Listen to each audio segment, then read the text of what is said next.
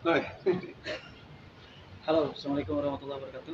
Berjumpa lagi dengan channel saya dari Syahudi. Gimana kabarnya teman-teman hari ini? Saya yakin semakin baik dan semakin sangat baik.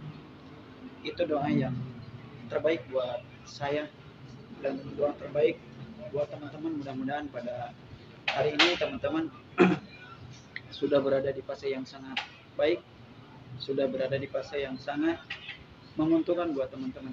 Ya, dimana pagi hari yang sangat cerah ini kita harus membuat afirmasi yang positif buat diri kita, afirmasi yang baik buat diri kita supaya alam bawah sadar kita merespon diri kita untuk melakukan sesuatu yang baik juga, untuk berpikir yang baik juga, untuk bertindak yang baik juga. Karena para penderita anxiety dan psikosomatis memerlukan afirmasi setiap pagi gitu kan.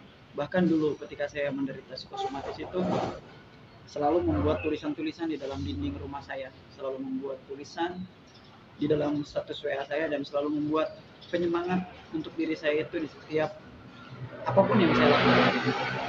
Karena bukan hanya dorongan dari luar seperti dokter spesialis kejiwaan ataupun orang-orang yang paham di bidang ini, tetapi kita harus punya kekuatan mental pada diri sendiri agar kita bisa bangkit, agar bisa kita keluar dari segala apapun yang dipikirkan oleh kita pada saat ini, gitu kan.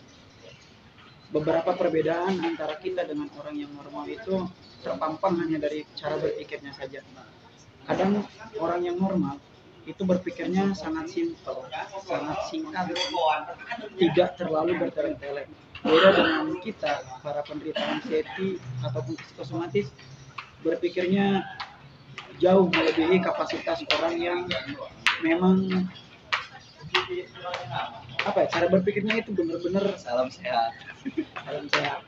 Ya, cara berpikirnya memang betul-betul jauh di luar logika orang normal. Bergeser dari kawan. Contoh begini teman-teman, kita selaku para penderita anxiety mungkin sudah terbiasa dengan yang namanya rasa sakit di dalam tubuh kita. Entah itu dari ujung rambut kita sampai ke kaki merasakan semua sakit yang mungkin jarang diderita oleh orang. Tetapi kita para penderita psikosomatis merasakan itu semua. Ingat sama istri, Nah, jadi cara berpikirnya itu teman-teman bahwa apa yang menjadi perbedaan kita dengan orang normal itu hanya nampak di dalam pikiran kita saja. Kita itu terlalu mendiagnosa diri kita tanpa kita terlebih dahulu mengecek diri kita ke dokter. Setelah kita mengecek ke dokter pun, maka kita akan ragu dengan apa yang ada ataupun hasil dari dokter itu sendiri. Contoh, kita EKG, kita eko, kateter, rekam jantung, cek kolesterol, ataupun dan yang lainnya. Ketika kita tidak merasa puas dengan satu kontrol itu, maka kita akan mencari kontrol yang lain. Ya, maka kita akan mencari kontrol yang lain supaya apa? Supaya kita meyakinkan diri kita. Ketika saya dulu menderita penyakit psikosomatis ini, teman-teman, hampir beberapa rumah sakit saya jabanin. Karena untuk meyakinkan diri saya bahwa memang saya itu tidak apa-apa. Dan setelah ketemu bahwa memang saya itu tidak menderita penyakit psikis, penyakit fisik, akhirnya saya percaya bahwa yang terjadi pada diri saya itu hanyalah ultimatum dari pikiran saya sendiri. Nah, saya menyadari bahwa memang cara berpikir saya yang berbeda dengan orang normal. Setelah saya tahu bahwa ada kesalahan dalam cara berpikir saya mulai berbenah dari tingkah laku, pola hidup sehat saya, bagaimana cara menanggapi suasana, bagaimana cara menanggapi alam. Karena orang penderita psikosomatis melihat alam yang berubah warna saja itu akan terasa berbeda. Seolah-olah itu menjadi simbol bahwa kita itu akan menuju hari terakhir kita. Contoh hal yang paling terkecil di dalam perubahan cuaca alam itu adalah ketika cuaca mendung, hujan, petir, itu menjadi simbol yang sangat jelek untuk kita. Pandangan yang buram itu juga menjadi hal yang sinyal yang jelek untuk kita. Tetapi bagi orang yang normal dalam berpikir ataupun mereka yang pikirannya normal, tidak mempunyai kecemasan berlebih ataupun anxiety disorder, mereka itu justru menjadi pemandangan yang indah.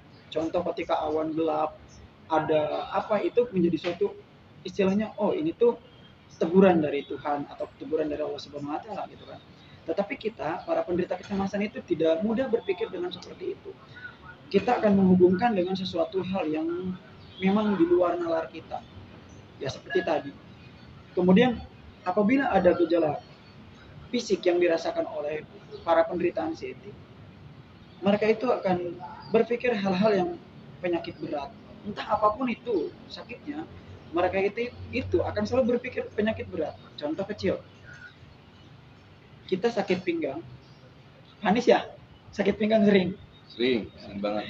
Saya adalah salah satu mungkin masternya dalam sakit pinggang karena saya merasakan sakit pinggang itu berpuluh-puluh tahun ya. Tetapi setelah saya USG abdomen, setelah saya CT scan, itu tidak ada penampakan yang memang menjerumuskan saya ke dalam misalkan ada kelainan liver, usus atau usus 12 jari atau limpa atau misalkan ya kantung kemih saya ataupun semuanya gitu kan.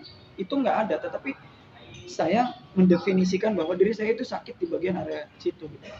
Bahkan ada orang yang sakit di area dada, mereka itu sudah melakukan MRI gitu kan, bahkan yang MRI-nya yang super harganya juga wah gitu kan, bahkan ada yang berobat ke Singapura, ke Malaysia, tapi mereka itu tetap tidak mau terima dengan apa hasil dari diagnosa dokter itu sendiri. Bahkan saya punya teman yang sakit retensinya di dada itu hampir 4 tahun ya, dia sakit dada, dia itu udah MRI, ditangani oleh dokter bahkan profesor terbaik di Asia Tenggara, tapi dia tetap nggak mau dengan begitu mudah menerima apa yang menjadi diagnosa dokter itu sendiri. Bahkan dia sudah ke SPKJ, SPPD udah makanan dia udah ke anatomi tubuh, tetap aja hasilnya bahwa kita itu menderita psikosomatis gitu. Cuma pikiran kita itu tidak bisa menerima dengan begitu mudah. Nah, disinilah teman-teman perlunya bagaimana caranya kita menyimpulkan pikiran kita, bagaimana caranya kita itu berpikir itu secara mudah dengan memainkan logika kita. Jangan kita hanya memainkan narasi-narasi kita. Semakin kita memainkan narasi pikiran kita, yang ada kita itu akan menjadi googling mania lagi, akan menjadi kaum rebahan lagi, tidak akan selesai kalau kita seperti itu terus, gitu kan? Jadi buat teman-teman silakan sederhanakan pikirannya. Bagaimana kita bermain logika secara sederhana, memanfaatkan alam untuk bagaimana kita bisa membuat rangsangan agar kita selalu berpikiran positif. Oke, itu saja. Salam sembuh dari saya, dari Seondi. Wabillahi taufiq wal hidayah. Wassalamualaikum warahmatullahi wabarakatuh.